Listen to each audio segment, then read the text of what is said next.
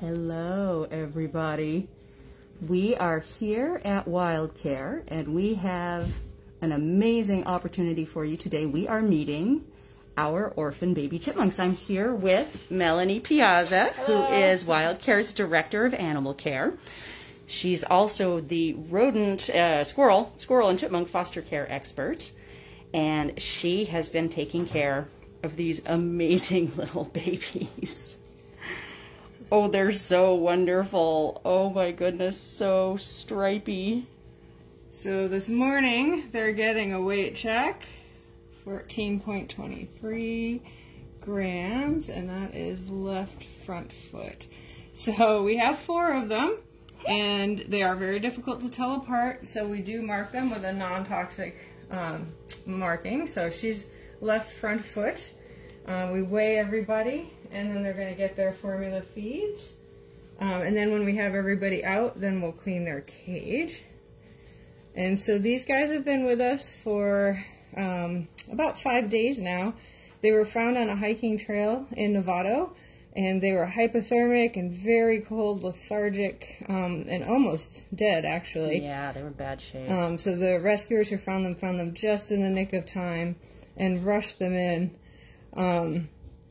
to WildCare, and we spent about an hour and a half getting their body temperature back up, warming them, and getting them hydrated, getting them on dextrose so that they weren't hypoglycemic anymore. And then once they finally came to, we could start feeding. And basically their eyes were closed when they first came in, and over the last couple of days they've started opening. So we know He's blinking at us. Yeah, so we know that they're 3 weeks old. Their eyes open at 3 weeks, and sadly 1 of the 5 didn't make it, but we have 4 very healthy, quickly growing juveniles that have figured out the syringe pretty quickly. There we go. Sometimes they suck so hard that they actually close the nipple, so you have to readjust. So funny. So if you watch closely, you'll see his little nose flexes while he's sucking down his formula. They get so into it. They're just... What's the formula, Melanie? So we have formula replacers for all the species we care for here. So we have a raccoon formula and a bat formula, and we actually have a squirrel formula, and that's what these guys are on. There's not a specific chipmunk, but the squirrel formula is very close to the same protein ratio that they need. So it works very well. And it's one of the reasons that we, in every circumstance, tell you if you find a baby animal, you want to get that animal to a licensed wildlife care person as soon as possible, because things like that specialized formula are what we can offer them that would be really, really hard for you to have access to, and you would never want to feed an animal this size something like cow's milk or goat's milk, which of course is formulated in that mammal's body for those particular babies. So an animal the size of a calf has a very different fat and protein balance. Sorry, the phone is going to be doing that all day, I think. The question, is it Fox Valley or another brand? Fox Valley. Fox Valley, yeah. So they are the ones. And see, they're also starting to self-feed. Yeah. So this guy's working on an almond. Look at him going to work. So. It's funny, they know it's time to eat, so they start eating other things. Yeah, they get very excited. We'll let him continue having his little nibble there. We'll bring out his sibling here. All right, this is rear foot. You keep calling them weird things, Melanie. Why do you call them that? Oh, you said that already. Yeah, that we mark them. Yep. So you can tell them apart. Exactly. Right rear foot. And this little friend is saying, what the heck is happening right now? You'll notice we're weighing them on a very, very sensitive scale. This is apparently the scale we use for hummingbirds. Yep. Which, needless to say, is a very tiny species as well. Sorry, I'm trying to go very slowly so I don't cause everybody to get dizzy. Yeah, it's very important that we weigh them every day because they are so small that even a drop in less than a gram could mean a problem. And by the time it shows up on most scales, it would be too late because most scales weigh within a 1 to 2 gram accuracy. And these guys only weigh 14 grams. Oh my gosh. So if you lose a gram or 2 at 14 grams, you're in trouble. When they came in, they were only 8 grams. Oh my gosh, were they really? Yeah, they're 8 to 10. So they're definitely growing very quickly. Yeah, and starting to self-feed. Mm-hmm. So as we're feeding, and as they're growing, we reduce the amount of feeds in between. So these guys right now, instead of every 3 hours around the clock, which is what they were when they first came in, thank you very much to Lucy, our squirrel team leader, who took them home for us at the beginning. Now they're every 4 hours. So we're spreading out those feeds so that they get hungry and start exploring food on their own. The plan is eventually we will not be syringe feeding them at all, and then they will be totally self-feeding and move to an outdoor cage with dirt and other natural things so they can start learning how to tunnel and build dens and do all those natural things they need to do to survive in the wild. These guys are Sonoma Chipmunks, and I was looking them up because I didn't know any of their natural history, but I thought I'd look up some facts so we could tell you about those. These guys are primarily burrow dwellers. They do primarily live underground, but they are capable of making nests in trees. They're common in woodland areas, forests, and they said chaparral as well, just sort of that woody area. Put him in with his sibling. What is his sibling eating up here? A watermelon. Oh, watermelon's the best thing ever. Look at that. Ah! Oh, they're so wonderful. So we don't get very many chipmunks at all. It is very rare that we get chipmunk patients. How many would you say we've had in the last couple of years, Melanie? This is only, I think, the 4th or 5th group I can remember in the last 15 years or so. Yeah. So it's rare, but it's getting more and more common.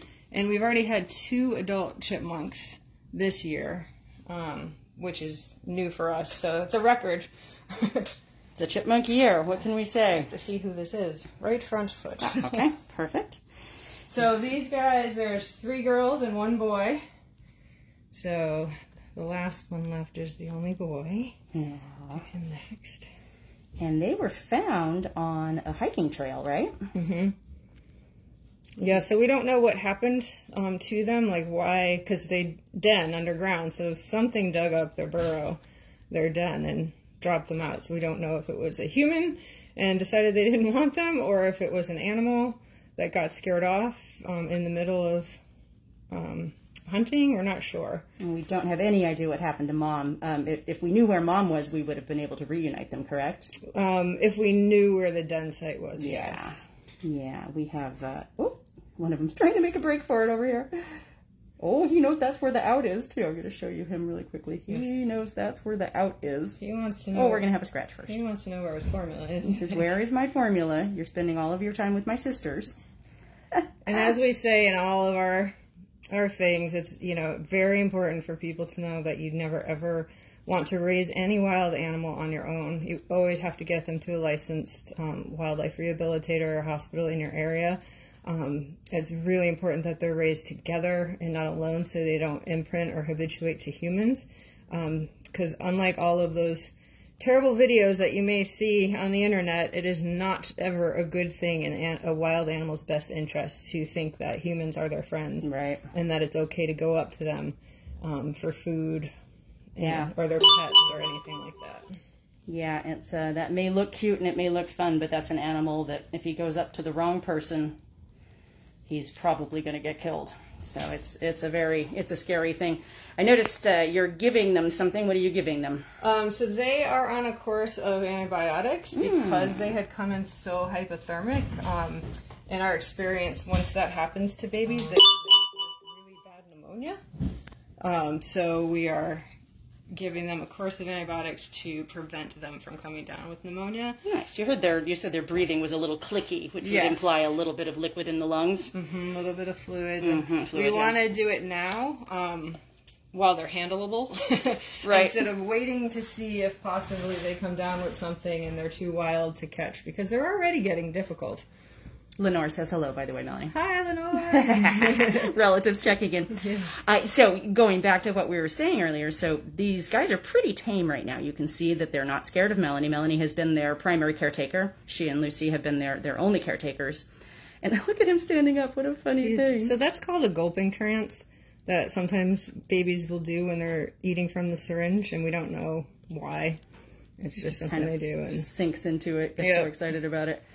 Yeah, So they're pretty calm with you, but as they get older and there's more and more time between feedings, these guys will spend more and more time just with each other. So they'll just be spending time with chipmunks and not with humans. And our goal with these animals, as with every other animal that we treat in the wildlife hospital at WildCare, is to make them completely unused and uninterested in human beings, and to even recognize this as something that needs to be avoided, because that's going to be the safest thing for that wild animal, is to return to the wild and have a healthy fear of humans. So while they're this age, they're still handleable. Man, they get fast. Yeah, they get they get bitey. Supersonic and very bitey very fast. Yep. And you know, again, that's why we wean them as fast as we can. We set them up in outdoor cages as fast as possible, and to the point where they only see one person once a day to clean and feed, and that's it. And then they will wild up together.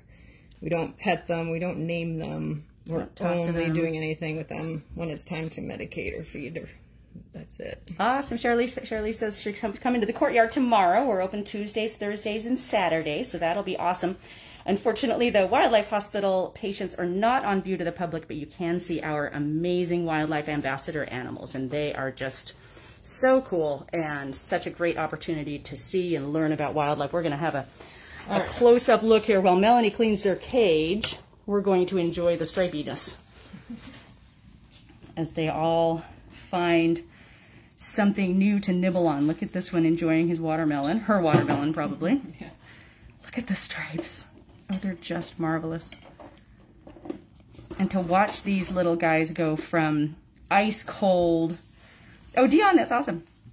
Yeah. Watch them go from ice cold and so lethargic and so miserable and unhappy and just not healthy, to turn into these fat, stripy, healthy little guys is so cool. Oh, I see we like a grape. We definitely like our watermelon. We like our walnuts. So these guys, they'll probably be self-feeding pretty soon, won't they, Melanie? They're still going to need formula for a couple more weeks. Okay. Actually, yes, they start to self-feed more, but they're still dependent on supportive formula for a while. Lenore asks, how long do chipmunks typically live? And I don't know that we know the answer to that. Do you know about squirrels, Melanie? I do not. We would have to look that up. It's interesting that animals in the wild tend to live much longer than you think they're going to. We've had Oakley, who is our eastern fox squirrel wildlife ambassador. We've had him for 10 years. Yes, I believe squirrels in the wild, last time we looked that up, usually around 8 to 10 years. And then obviously everybody in captivity can live a lot longer when they don't have the stressors of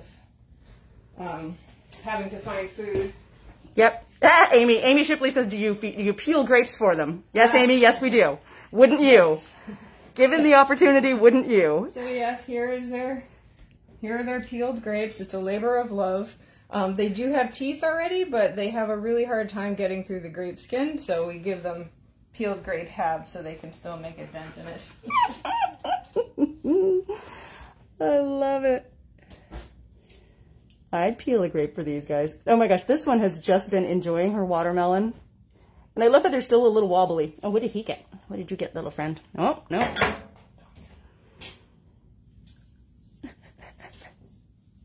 They're perplexed by the critter keeper going back into their wire cage. Oh, Shirley says, we nursed a damaged house sparrow back to health and he was released successfully back into the yard. That's so awesome. WildCare treats between 3,000 and 4,000 animals every single year, and of course the goal is always to get them back into the wild as quickly and as easily as possible. And the incredible amount of care that our team gives these guys is what makes it possible to treat and release that many animals every single year. And we actually treat as many as 200 different species. Oh my gosh, look at him nibbling. 200 different species. So everything that Melanie knows, she has to know how to do it for a chipmunk, and for a sparrow, and for a finch, and for a hawk, and for an opossum, and for a raccoon. That's why volunteering here, I think, is such an amazing opportunity. Yeah. Because you get to work with so many different animals, and you never know what's coming through the door at any given time. Okay. I think we're ready to go back in. We going back in? All right. Let's see what happens. They're all looking for their little nap spot. Mm-hmm. Being burrow dwellers, they like to dig underneath. He's like, ooh, it looks different. And they'll move from this enclosure. Thanks, Maggie. Move from this enclosure then to an even larger enclosure, and then they'll be able to be released. All right, everyone. Thank you for joining us today. This has been so fun. I miss doing our live streams. If you remember during COVID, we did a ton of them. We did them every single day for a period of time. And it was so much fun. So we're going to try to get back into, not every day because that would honestly kill us, but we'll try to do more. So keep an eye on our Facebook page. Everybody visit us online at discoverwildcare.org. And you can start coming here in person. Yep, you can come here in person. We're open Tuesday, Thursday, and Saturday from 10 a.m. till 2 p.m. And we just appreciate your support so much. Thanks, everybody, for joining us. Have a lovely Wednesday. I hope it's better with all the stripiness.